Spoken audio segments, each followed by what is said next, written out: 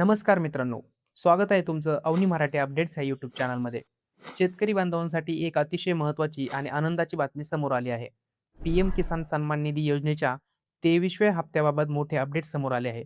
देशभरातील लाखो शेतकरी या हप्त्याच्या प्रतीक्षेत आहेत. अधिकृत माहितीनुसार माननीय पंतप्रधान श्री नरेंद्र मोदी यांच्या हस्ते पी-एम किसान सन्मान निधी योजनेच्या 23व्या हप्त्याचे वितरण करण्यात येणार आहे.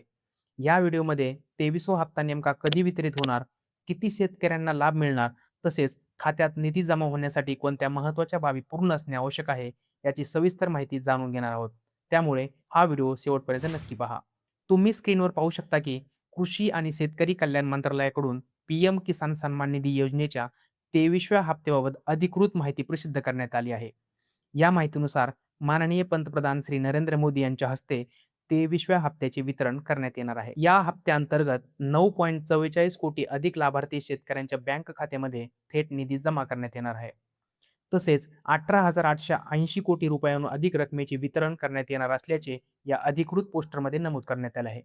हा कार्यक्रम 20 जून 2026 रोजी दुपारी 3:45 आयोजित करण्यात येईल. पी-एम किसान योजनेचा 23वा हप्ता मिळवण्यासाठी काही महत्त्वाच्या अटी पूर्ण करणे आवश्यक आहे. सर्वप्रथम तुमची ई-के-वाय-सी पूर्ण असणे गरजेचे आहे. जर ई-के-वाय-सी पूर्ण नसेल, तर हप्ता खात्यात जमा होण्यास अडचण येऊ शकते. तसेच तुमचा आधार क्रमांक बँक खात्याशी लिंक असणे आवश्यक आहे. आधार आणि बँक खात्याची माहिती योग्य असल्यास निधी थेट तुमच्या खात्यात जमा केला जातो. याशिवाय पी-एम किसान योजनेच्या लाभार्थी यादीत तुमचे नाव आहे का, हे देखील एकदा तपासून घ्या.